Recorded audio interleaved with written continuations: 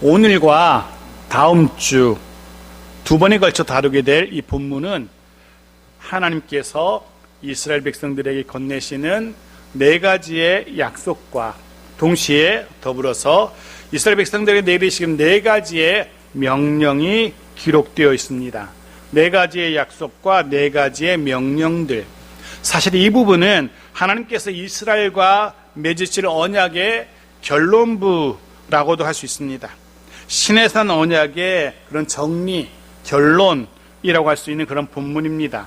오늘은 그 중에 그 네 가지의 약속, 네 가지의 명령 중에 세 가지의 약속과 세 가지의 명령들을 묵상해 보려고 합니다.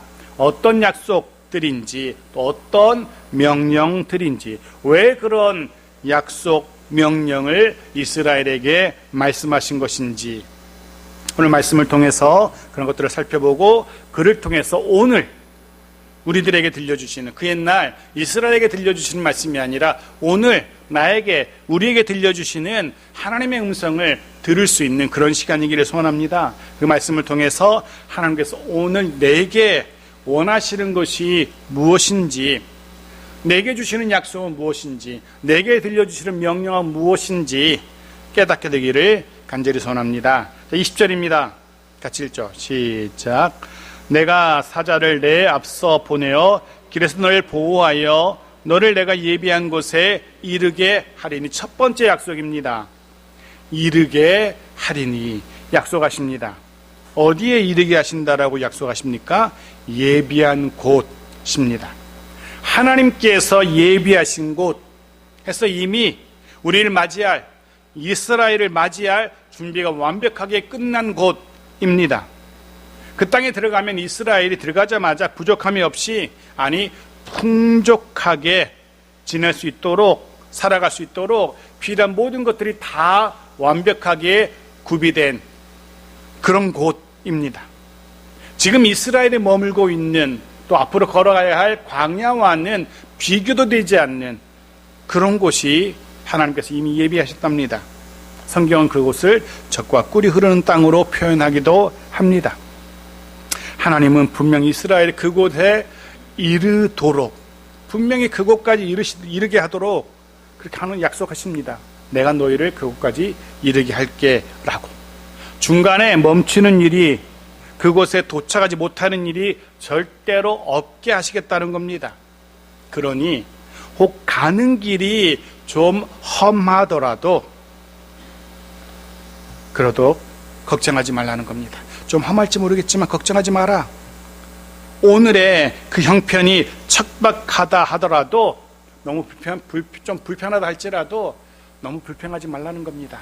곧 모든 것이 다 갖춰져 있는 그곳까지 내가 확실하게 너희를 인도할게 라고 말씀하십니다. 그러니 시간이 좀 걸리더라도 조급해하지 말라는 겁니다. 조금만 더 견디고 조금만 더 힘을 내면 분명히 하나님께서 그곳까지 이르게 하실 겁니다.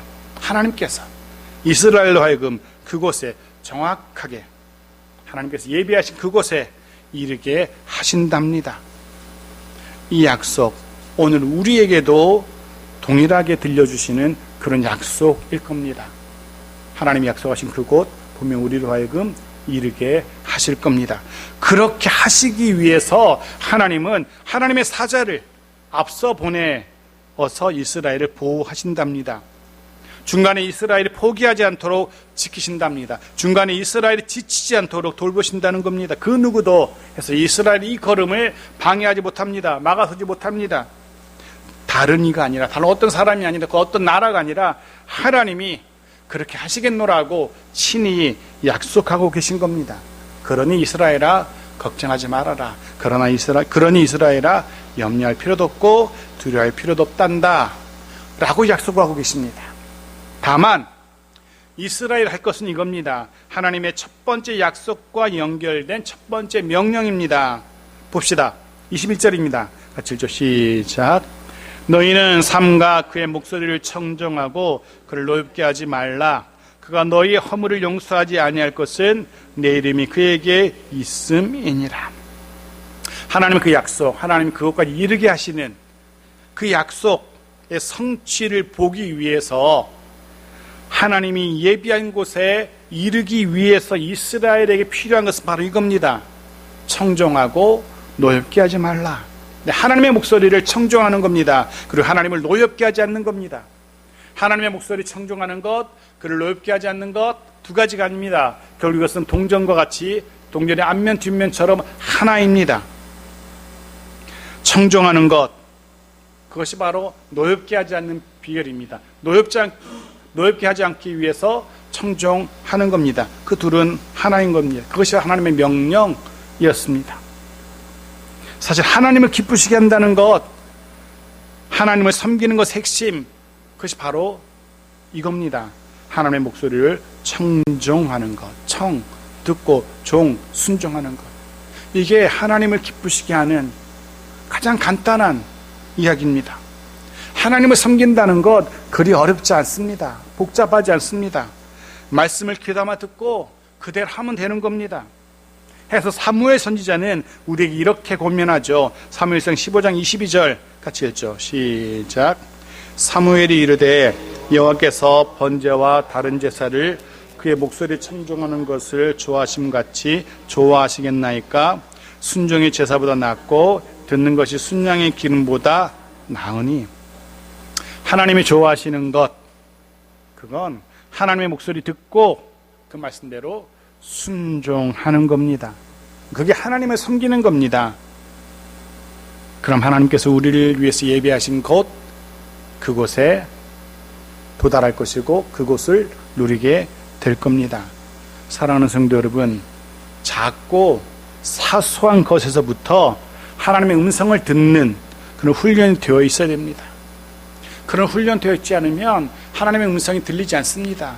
그 음성이 선포되는 시간이 지루하고 정말 견디기 힘든 고역의 시간이 될 수도 있습니다. 그래서 작고 사소한 것에서부터 하나님의 말씀 듣고 그대로 순종하는 그런 훈련들이 우리 삶에 하나씩 있어야 됩니다.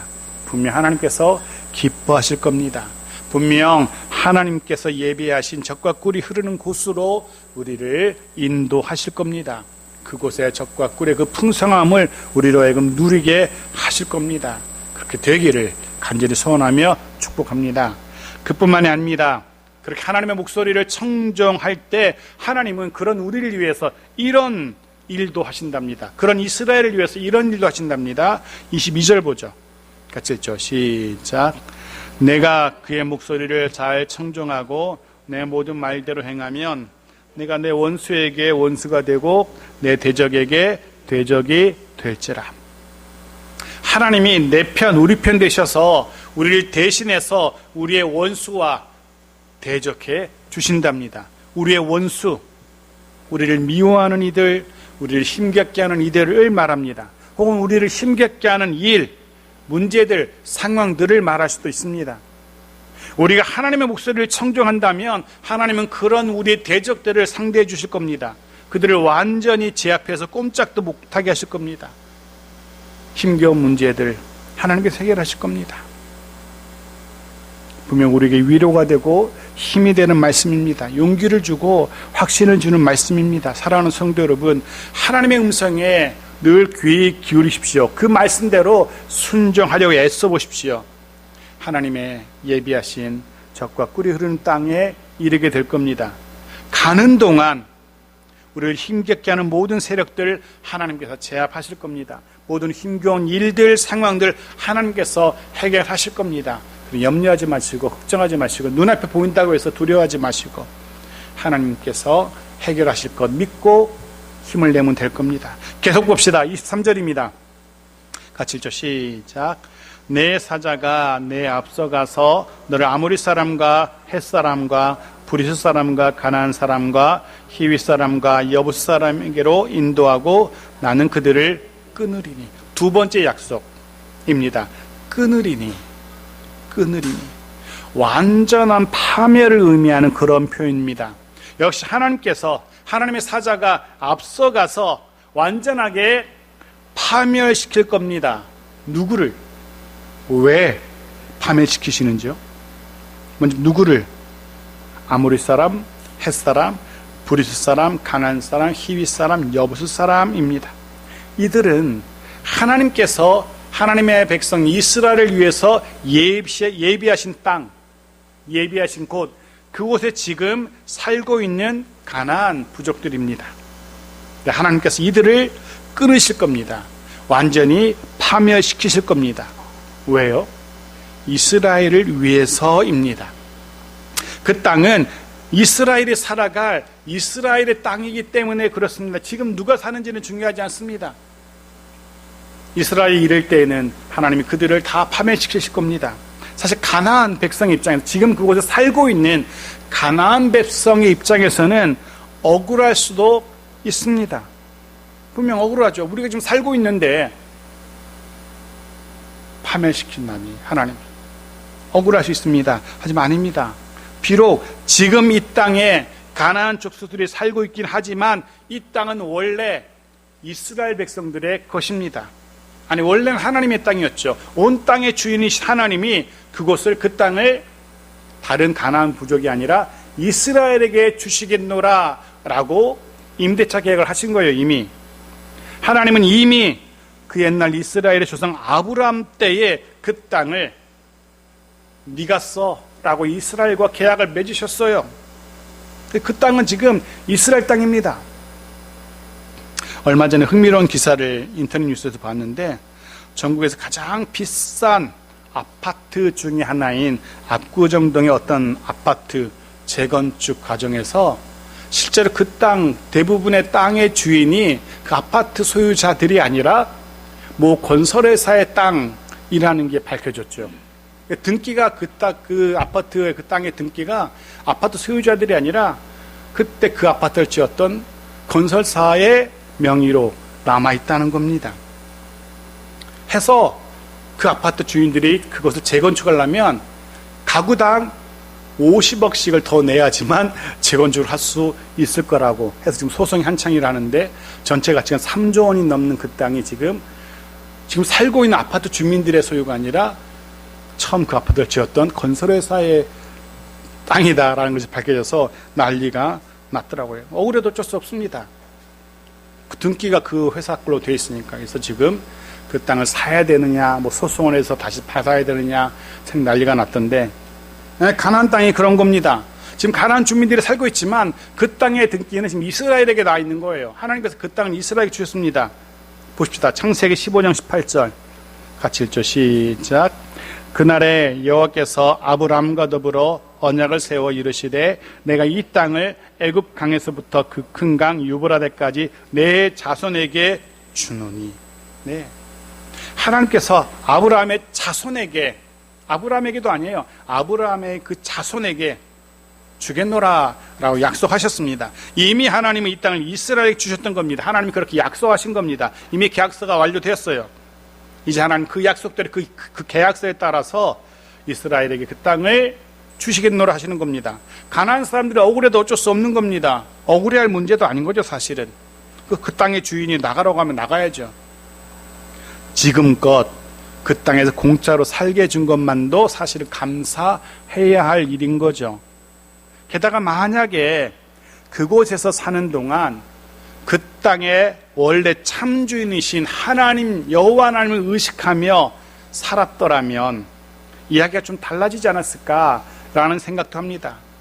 가나안 부족들이 이 땅의 주인이 누군지 알고 그 땅 주인을 의식하며 살았더라면 하나님이 그들을 내쫓으면서 또 다른 살 곳도 어쩌면 예비하실 수도 있었을 겁니다. 하지만 가나안 부족들은 그렇지 않았죠. 하나님을 의식하지 않았습니다.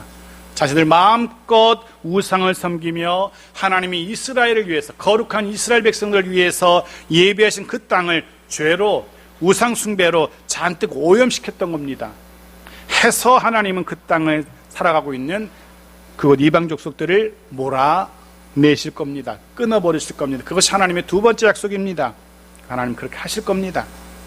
그런데 이스라엘의 역사를 보면은 실제로 이 일은 일어나지 않습니다. 이스라엘이 그 땅에 도착했는데 첫 번째 약속 그대로 이스라엘은 그 땅에 도착합니다. 하나님께서 그 땅에 이르게 하셨습니다. 하지만 두 번째 약속, 그들을 끊으리니, 이 약속은 성취되지 않습니다. 여전히 가나안 백성들은 그곳에서 잘 먹고 잘 살아갑니다. 왜 그들은 쫓겨나지 않았을까? 하나님은 왜 그들을 쫓아내지 않았을까? 24절에서 그 답을 찾을 수 있습니다. 같이 읽죠. 시작. 너는 그들의 신을 경배하지 말며 섬기지 말며 그들의 행위를 본받지 말고 그것들을 다 깨뜨리며 그들의 주상을 부수고. 하나님의 두 번째 약속, 가나안 땅의 족속들을 끊어주시겠노라는 약속과 더불어서 이런 명령을 하십니다. 장차 그 땅에 들어가서 살게 될 때 하나님께서 끊으시는 그 약속이 성취되기 위해서 하나님께서 주신 명령 이겁니다. 그들의 신을 경배하지 말며. 그렇습니다. 이 두 번째 약속이 실제로 실현되기 위해서 그 전제 조건 명령은, 이스라엘이 그 땅을 온전히 차지하기 위한 전제 조건 중 하나는 그 땅의 신을 섬기지 않는 것이었습니다. 잘 보시면 24절 이 짧은 한 구절 안에 말며 말고 하지 말라는 표현이 3번이나 등장하고 있습니다. 반복되고 있습니다. 그만큼 강력하게 하나님은 그 땅의 신들을 멀리하라고, 섬기지 말라라고 명령하고 계신 겁니다. 절대로 그 땅의 신을 섬겨서는 안 된다라고 하나님이 명령하십니다. 하지만 우리는 알죠. 이스라엘은 이 하나님의 명령을 청종하지 않았습니다. 한 귀로 듣고 한 귀로 흘려버렸습니다. 하나님께서 절대로 하지 말라고 금하신 가나안 족속 그 땅의 신들을, 우상을 섬기고 맙니다. 해서 하나님은 그 두 번째 약속을 이루지 않습니다. 그들을 내쫓지 않으십니다. 오히려 이스라엘을 힘겹게 하는 찌르는 가시와도 같은 존재로 그들을 그곳에 내버려 두십니다. 왜냐하면 하나님의 명령을 어겼기 때문입니다. 자업자득이라는 표현이 여기에 해당될 겁니다. 하나님의 명령을 따르지 않았기 때문에 결국 그 땅을 온전히 차지할 수 없었던 겁니다. 계속 봅시다. 하나님의 사자가 앞서가 사시는 일이 단지 그 땅의 백성을 끊는 것만 그치지 않습니다. 25절 보죠. 같이 읽죠. 시작. 내 하나님 여호와를 섬기라. 그리하면 여호와가 너희 양식과 물에 복을 내리고 너희 중에서 병을 제하리니. 세 번째 하나님의 약속입니다. 사실 크게 보면, 엄밀히 구분하자면 이 세 번째 약속은 두 번째 약속에 포함된 그런 약속으로 봐도 됩니다. 왜냐하면 두 번째로 보냄을 받은 여호와의 사자가 행하는 일이기 때문에. 그래서 이것도 두 번째 약속에 포함된 걸로 볼 수 있지만 저는 조금 더 세분화해서 세 번째 약속으로 봅니다. 물론 두 번째 약속이든 세 번째 약속이든 그게 중요한 게 아니고 이 약속의 내용이 무엇인지 그게 중요할 겁니다. 그 내용이 무엇입니까? 병을 제하리니. 네, 병을 제해 주시겠다라는 그런 약속입니다. 물론 이 약속은 단순히 병의 치료만을 말하는 것은 아닙니다. 지금도 마찬가지지만 당시 고대 근동에서 병은 가장 큰 고민거리였어요. 주변에 힘센 나라들, 그것도 고민거리였지만 사실 힘센 나라들은 내가 열심히 돈 벌고 무장하고 해서 힘을 키워서 싸워서 이겨낼 수도 있어요. 하지만 병은 차원이 다른 이야기입니다. 의학이 발달하지 못했던 그 당시에 병이란 것은 어찌할 수 없는 신의 저주로 여겨졌거든요. 병은 어찌할 수 없어요. 심지어 지금도 오늘날 고도로 발달한 의술로도 고치지 못하는, 심지어 병의 원인조차 밝혀내지 못하는 그 숱한 질병들이 존재합니다. 그런데 당시에 병, 심지어 전염병 한 번 돌면 그 부족의 대부분이 목숨을 잃게 되는, 어쩔 수 없습니다. 그런데 보십시오. 하나님의 사자가 다른 누구도 아닌 이스라엘을 위해서 그곳에 모든 병을 제하실 거라는 겁니다. 사실 이 병이라는 것은 단순한 병만을 말하는 것이 아니라 사람이 도저히 어찌할 수 없는 문제, 이스라엘이 도저히 어찌할 수 없는 상대, 도저히 어찌할 수 없는 상황, 이런 것들을 말하기도 합니다. 그것을 하나님께서 해결해 주시겠노라 약속하고 계십니다. 내 힘으로는 도저히 어찌할 수 없는, 해서 가장 큰 근심거리, 그것 하나님께서 해결해 주시겠다는 겁니다. 사랑하는 성도 여러분, 하나님께서 우리의 육신의 병도 마음의 병도 해결해 주시기를 제 주시기를 소망합니다. 하나님께서 우리의 모든 근심 걱정거리들도 다 해결해 주시기를 소원합니다. 병을 해결해 주시는 것만이 아닙니다. 양식과 물에 복을 내리신다라고도 약속하십니다. 양식과 물, 이스라엘 안이 사람이 살아가기 위해서 정말 기본적으로 필요한 것들이죠. 양식과 물. 그것을 하나님께서 늘 공급해 주시겠노라 약속하고 계시는 겁니다. 이런 거죠. 단지 병에만 걸리지 않고 살아가는 그런 고만고만 겨우겨우 살아가는 그런 근근히 살아가는 삶이 아니라 늘 영육 간의 강건한 삶, 또 양식과 물이 풍성한 삶, 하나님이 약속하고 계신 겁니다. 또 이런 의미도 담고 있습니다. 이전의 약속과 관련해서 생각해보면 이런 겁니다. 하나님께서 가나안 땅의 부족들을 다 끊어서 없애버리실 겁니다. 그것의 백성도 없애고요, 그것의 우상도 없애고요, 그것의 병도 없애고 다 없앱니다. 진공 상태가 되는 겁니다. 그럼 이스라엘은 그런 생각할 수 있습니다. 그럼 난 뭘 먹고 살지? 그 땅에 들어가서 누구와 뭘 하고 뭘 먹고 살지? 라는 염려가 될 수도 있습니다. 염려하지 말라는 겁니다. 하나님께서, 하나님의 사자가 양식과 물도 공급하시겠노라 라고 약속하시는 겁니다. 마태복음 6장 33절의 말씀, 동일한 말씀이 우리에게 주어지죠. 같이 읽고 말씀을 정리합니다. 같이 읽죠. 시작. 그런즉 너희는 먼저 그의 나라와 그의 의를 구하라. 그리하면 이 모든 것을 너희에게 더하시리라. 이 모든 것, 먹을 것, 마실 것, 입을 것을 말합니다. 또 우리가 간절히 원하는 것 해서 정말 간절하게 주께 구한 그것을 말합니다. 하나님 바로 그것을 주실 겁니다. 우리가 하나님께 간절히 구하는 그것 들어서 응답하실 겁니다. 하나님이 그렇게 약속하고 계십니다. 내가 들어주마, 내가 응답해주마, 내가 해결해주마. 그 약속이 이루어지기를 축복합니다. 근데 보십시오, 이 약속의 성취를 위해서 또 하나님 명령하시는 게 있습니다. 세 번째 명령입니다. 무엇입니까? 간단합니다. 내 하나님 여호와를 섬기라는 것이었습니다. 내 하나님 여호와를 섬기라. 계속 반복되고 있죠. 하나님의 목소리를 청종하라. 다르신 섬기지 말라. 그리고 하나님만 섬겨라. 같은 이야기들입니다. 그러면 이 모든 약속들이 그대로 이루어질 것이라. 내가 그대로 이루어주마 라고 말씀하고 계신 겁니다. 이런 복된 약속들이 그대로 이루어지는 저와 여러분의 삶이기를, 또 가정이기를, 일터이기를 소원합니다. 마지막 네 번째 약속은 다음 주 이어서 살펴보고요. 말씀 정리합니다. 세 가지 약속과 명령들 잊지 마십시오. 그럼 분명 복된 곳, 복된 시간, 복된 환경으로 분명 우리를 인도하실 겁니다. 가는 동안에 우리를 힘겹게 하는 모든 이들, 문제들 하나님께서 해결하실 겁니다. 우리의 필요한 것들, 우리의 구하는 모든 것들 하나님께서 들으시고 채우실 겁니다. 그런 은혜와 복 누리기 위해서 우리가 해야 할 것들 잊지 마십시오. 하나님의 말씀을 듣고 순종하는 겁니다. 하나님만 섬기며 하나님만 의지하며 살아가는 겁니다. 우리의 한 주가 그런 한 주이기를, 우리의 남은 삶이 그런 삶이기를 주의 이름으로 축복합니다.